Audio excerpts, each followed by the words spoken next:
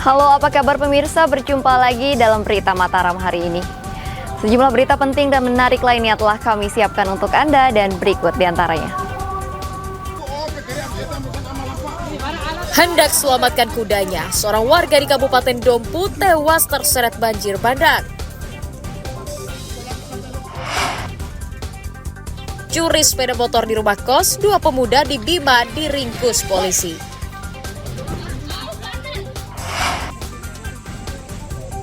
Manfaatkan lahan tidur. Puluhan ibu rumah tangga di Lombok Barat raup jutaan rupiah dari hasil budidaya sayur mayur.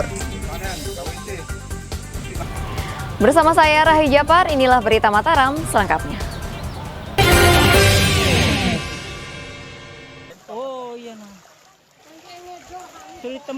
Seorang warga bernama Samsudin, 50 tahun, warga desa Lepadi, Kecamatan Pajo, Kabupaten Dompu, ditemukan meninggal dunia di aliran sungai desa setempat pada Selasa siang.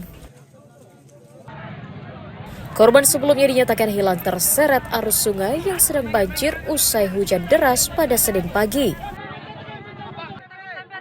Korban terseret banjir saat hendak menyelamatkan kuda peliharaannya yang diikat di pinggir sungai. Jasad korban ditemukan terjepit di akar-akar pohon sekitar 200 meter dari lokasi ia terseret banjir. Setelah divisum di puskesmas terdekat, jenazah korban langsung dibawa pihak keluarga untuk dimakamkan. Baik, melaporkan kemarin pada hari Senin tanggal 20 Januari 2025, Posar Bima menerima info dari BPBD Kabupaten Dompu bahwa telah terjadi kondisi membahayakan jiwa manusia. Satu orang yang terbawa arus sungai di Desa Lapadi, Kecamatan Poja, Kabupaten Dompu. Untuk identitas korban atas nama Samsudin, umur 50 tahun, dari Desa Lapadi. Untuk penemuan korban di seputaran LKP sekitar 200 meter dari LKP ke arah utara, dan alhamdulillah korban diketemukan oleh tim SAR gabungan dalam keadaan meninggal dunia. Dan untuk korban kita langsung serah terimakan kepada pihak keluarga. Untuk mencegah peristiwa serupa tidak terulang, tim SAR mengimbau warga mewaspadai potensi banjir yang disebabkan curah hujan yang masih tinggi hingga sebulan mendatang di seluruh wilayah Nusa Tenggara Barat. Dari Kabupaten Dompu, Emi Kusuma melaporkan.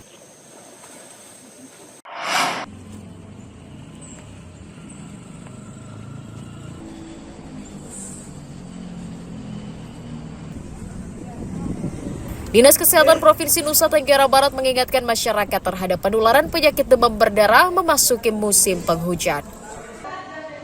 Hal itu karena tingginya angka penyebaran pada tahun 2024 lalu yang mencapai 4.012 kasus di 10 kabupaten kota.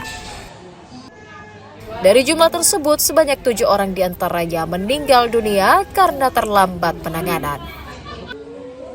Dinas juga menyebut wilayah endemik tertinggi penularan demam berdarah berada di 4 kabupaten, meliputi Lombok Barat, Lombok Utara, Sumbawa Barat, dan Kota Mataram. Yang tertinggi sekarang kasusnya itu di Lombok Barat ada 1.012 kasus di 2024 ya. Kasus Lombok Utara 16 kasus, Kota Mataram 643 kasus. Ini juga tetap kita merespon alert di SKDR kita, sistem kewaspadaan dini respon kita, dan tindakan PE di penyelidikan epidemiologi kita bisa lakukan 1 kali 24 jam ketika terjadi peningkatan kasus. Untuk mencegah merebaknya penyakit demam berdarah, Dinas Kesehatan rutin menggelar pengasapan serta menerjunkan ratusan tim pemantau jentik untuk melaksanakan program pemberantasan nyamuk yang diprioritaskan di wilayah endemik.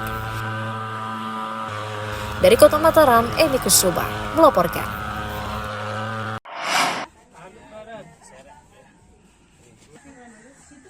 Puluhan petugas Dinas Kesehatan Kabupaten Lombok Barat melakukan gerakan pemberantasan sarang nyamuk demam berdarah di sejumlah wilayah pada Selasa pagi.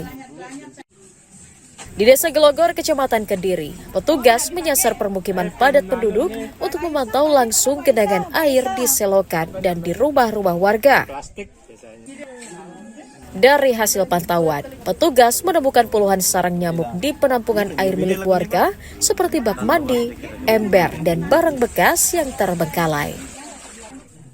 Selain mengajak warga mengubur barang bekas yang berpotensi menimbulkan genangan, petugas juga membagikan serbuk abate untuk mencegah berkembang biakan nyamuk. Kegiatan pemantauan dilakukan serentak di 10 kecamatan seiring meningkatnya kasus demam berdarah yang mencapai 40 kasus di awal tahun. Dengan gerakan selain kita memantau survei jentik ini, kita himbau juga kepada warga untuk melakukan pemberantasan sarang nyamuk dengan seperti menguras bak-bak mandi. Ya paling tidak seminggu itu 2 kali ya, untuk memutus rantai siklus dari perkembangan nyamuk tersebut. Kemudian mengubur bahan-bahan bekas tadi itu. Menurut Tiang, adanya kegiatan PSE ini sangat bermanfaat bagi warga, terutama di Dusun Tiang, karena banyak masyarakat yang belum sadar apa itu jentik-jentik nyamuk seperti apa. Kan kita tahunya hanya nyamuk biasa saja, tapi tidak tahu yang nyamuk Aedes nike. Warga jadi tahu bagaimana caranya PSN untuk penanganannya, gimana untuk penampungan air sampah itu kan, baju-baju yang digantung.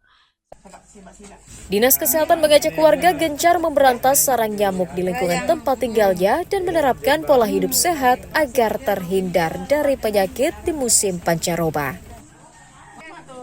Hairul Amri melaporkan dari Kabupaten Lombok Barat.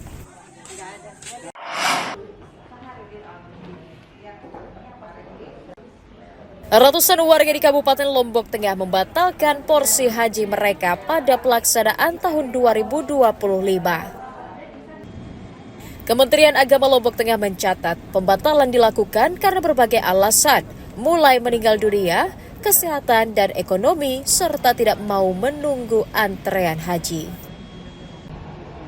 Petugas mencatat jumlah jemaah yang membatalkan haji dan memilih untuk berumroh mencapai 102 orang. Mereka beralasan daftar tunggu di atas 30 tahun membuat mereka pesimis bisa berangkat ke Tanah Suci karena alasan kesehatan dan usia. Meski tidak melarang, kantor Kementerian Agama mengimbau warga untuk selektif memilih biro perjalanan umroh. Di antaranya ini alasan umroh, untuk pergi umroh. Dan alasan pergi umroh ini data yang kami terima berjumlah yang karena alasan umroh membatalkan porsi haji itu berjumlah 102 orang. Karena alasan umroh karena masa tunggu yang dianggap lama. Yang paling banyak alasannya umroh? Yang paling banyak karena alasan pergi umroh. Jadi mereka nggak mau menunggu lama gitu? Karena alasannya karena masa tunggu yang lama. Berapa tahun sekarang ini? Kalau porsi masa tunggu sekarang 36 tahun. Kementerian Agama Lombok Tengah menyarankan jemaah mendaftar melalui biro resmi yang telah memiliki izin dari kementerian agar dapat melaksanakan ibadah dengan tenang dan terhindar dari penipuan. Lukmanul Hakim melaporkan dari Kabupaten Lombok Tengah.